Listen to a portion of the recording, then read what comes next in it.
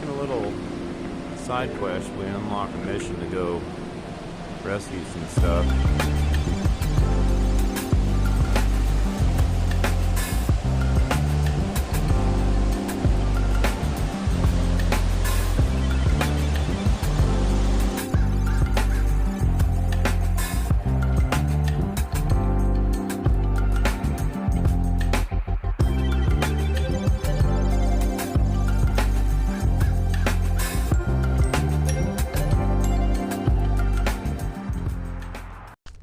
Hey, welcome back. We're doing it again. I got a tool back to where the truck's at. Doing some work out here around dusk.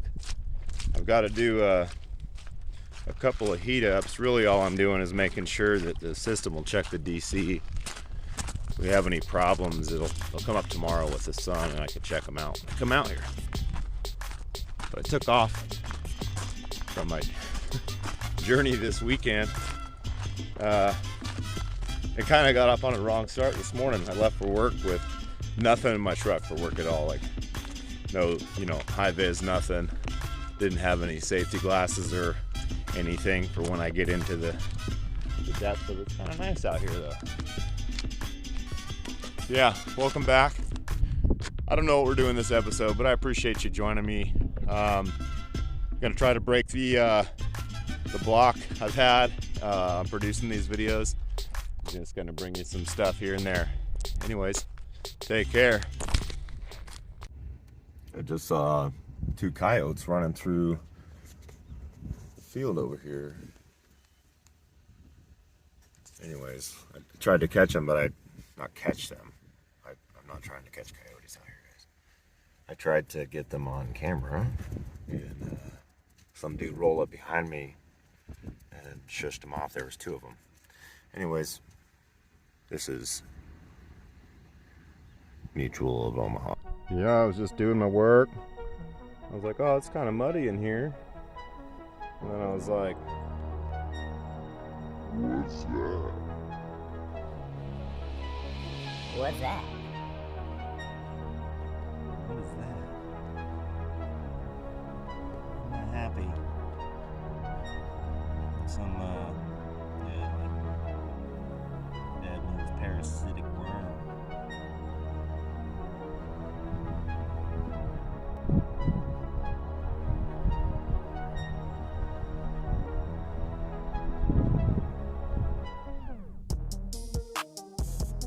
Heard it all with an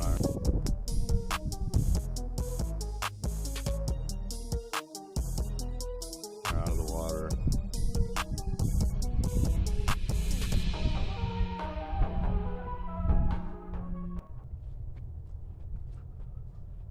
Been pretty muddy out here, and I've actually had a couple of dry days leading up to this.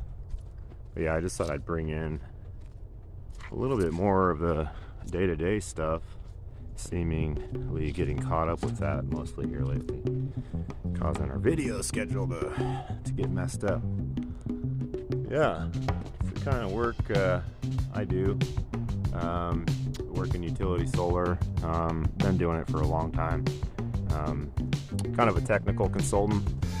Right now I'm walking down an area where they remediated it. Yeah, lots to do. Well, we made it back home. Made it back to the old homestead. So yeah, just more stuff for your boy here. Walk you around and take a look at the house here. We're out on this valley. See, valley-esque. It's a middle fork of the Consumnes River.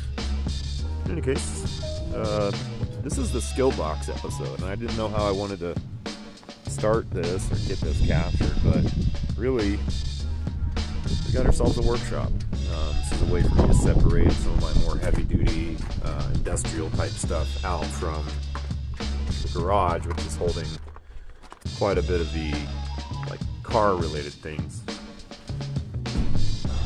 So here we go. There's a 20 foot by 8 foot International Shipping Standard container. Mine is a one trip, which means that it was only utilized to get here, and that was it. It had something in it, I don't know what, who cares. It smells new, smells a lot like China, and a lot like new paint, which I think is kind of one of the same. So yeah, just let me back up here and we'll take a little tour of what I've tried to do with this space. First thing I did was I got a 27-gallon, 200-pound air compressor, and of course I got a hose reel and some air attachments and stuff to kind of set up these tools that I've got as well. As you can see, I've got some connectors and all that down there. I've got the paint gun, a couple of paint cups and that kind of thing.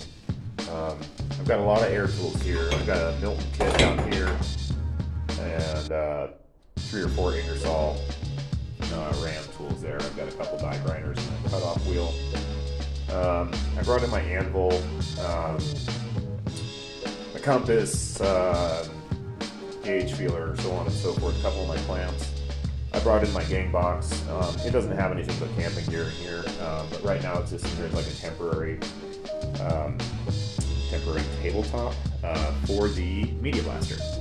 So I have to rebuild this. There's some stuff that I've got to do with this before we can use it. And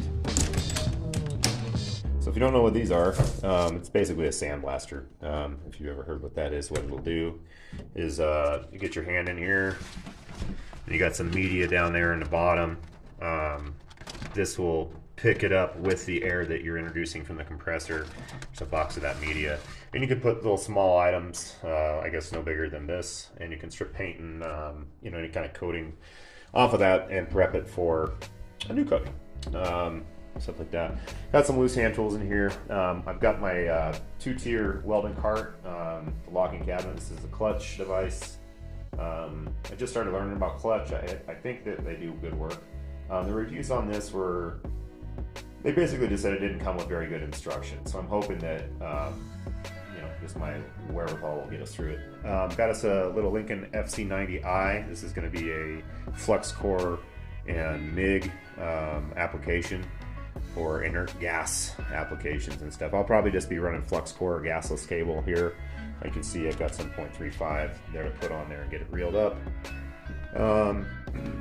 Some of this stuff is just in here temporarily for storage sake, but we have I bought some of this stuff to build a little studio out of one of the bedrooms years back, and I've moved probably 3 times since. I've been holding on to it. I feel like we could probably find a place for that. I think we're going to put that in Ronan's room as he gets closer and closer to like wanting to light off the studio and record some tunes. Down here on this end, we've got our PCP 80K powder coating system. It's a KV80 rather. And this comes with a little controller for voltage and all that. And gun. And of course we've got the powder coating, got some powder coated tape, some plugs, and I picked up some sporks. Some sporks here. I was going to kind of practice a powder coating methodology with some smaller items so that I can get good at it and then kind of move on to some of the stuff that I want to do. And then we've got a articulating heat lamp suitable for curing painted surfaces. So if I ever do any like panel retouch or anything like that, I can set this up in the garage and have it essentially kind of like do a post cure or bake it off, gas off. Let's see what else is in here. Of course I brought the shop vac in here, trash can. Got the grinder. I got to set this up with a wire wheel, and I don't think I want it on the stand. To be honest, it just seems cumbersome. I'm going to end up putting this on a workbench. I brought in one of the smaller Segal Classic tool things, and then I've got my powder coating oven here. This, you're supposed to run it at 450. This goes 450. You can see it's not going to fit a lot in here. There's not a lot more than, say, I don't know, 10 inches of height and let's say 15 inches of width. So I'm not going to get any wheels in there. I likely won't even be able to get a valve cover in there. Looking at this, it doesn't look deep enough to get a valve cover. But, small parts, just to get started.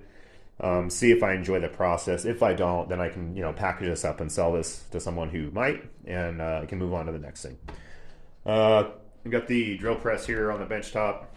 We got some welding gripper grabbers, so in case you got some small parts that you're trying to put together, you can use those. I just kind of thought they were cool. I don't even know if I'm going to need them or use them, but that's an interesting balance point. Okay, awesome. So that didn't work, but you know what I was trying to say there, right? Of course, then we got the step side there, just sitting, giving me inspiration.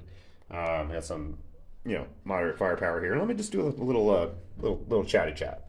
So I have an X9R. This is from XL Arms, and this runs 9x19 caliber. So that's a 9 mil. The cool thing about this is that if you know anything about guns, this accepts the 9 mil Glock mag. So 9 mil Glock mag fits in.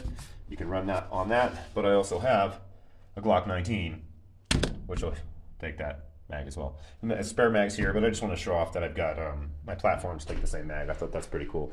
Guys, there's a lot in here. I hope I covered it. I hope there's enough video to put together for this week. I've got some stuff to build. I missed one thing here. I've got a panel tree for, small painting items and things like that. All right, guys, thanks.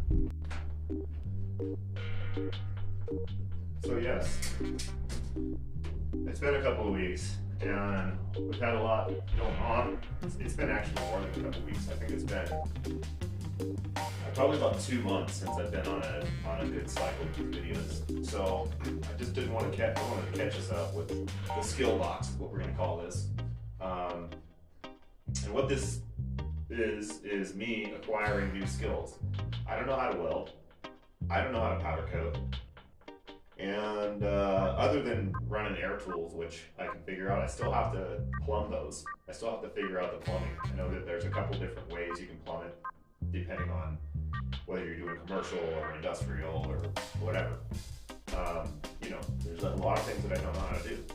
So that's why this box exists. It exists for some of the new acquisition of skills, right? And it's in a box, so it's skill box.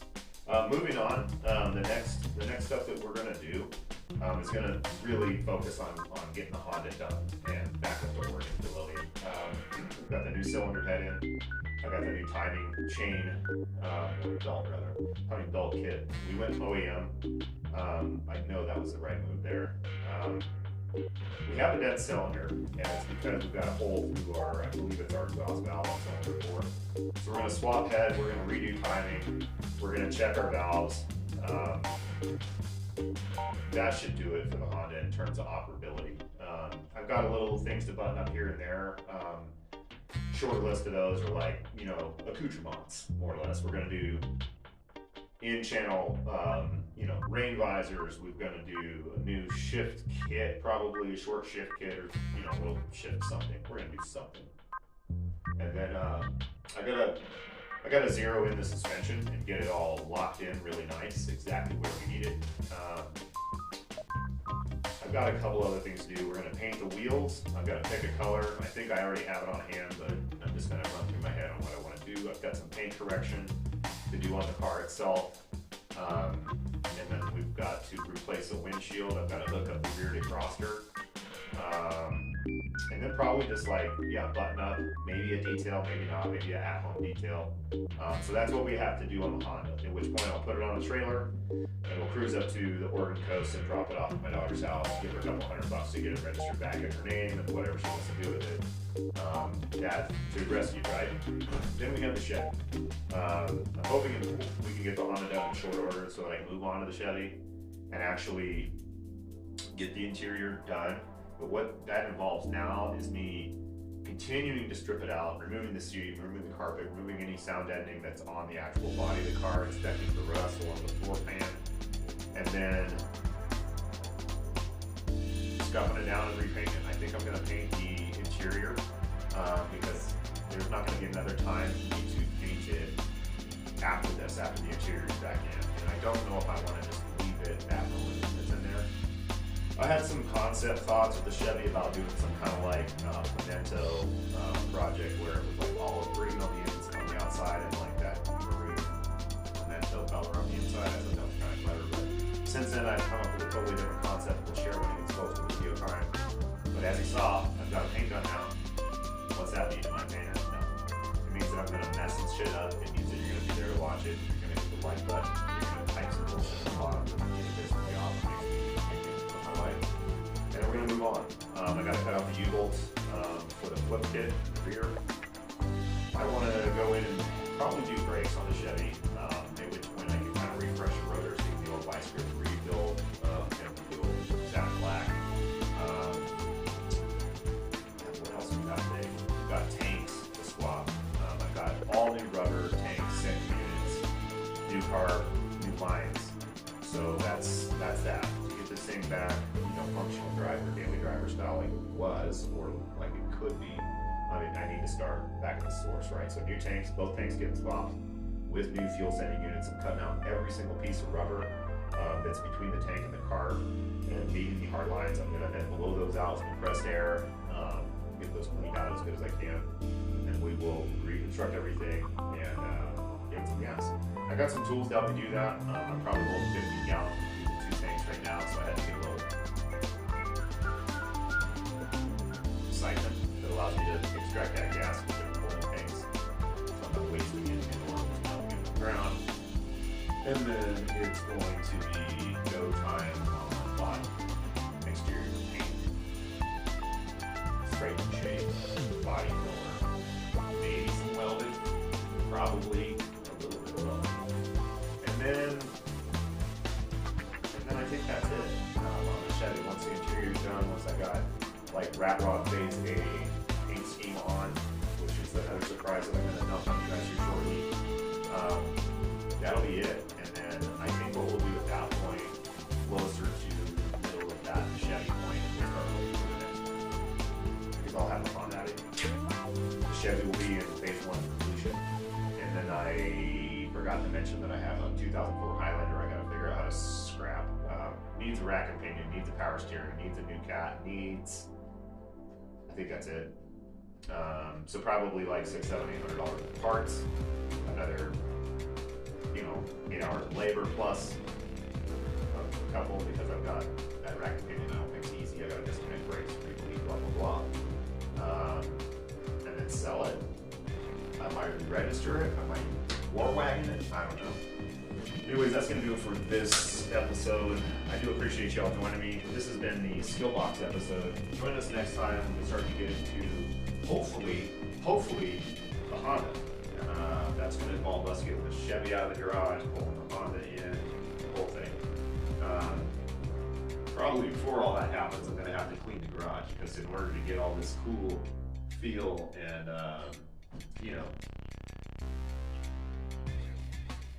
ambiance, I had to gut the garage, and the garage looks like a war zone. Anyways, check me next time.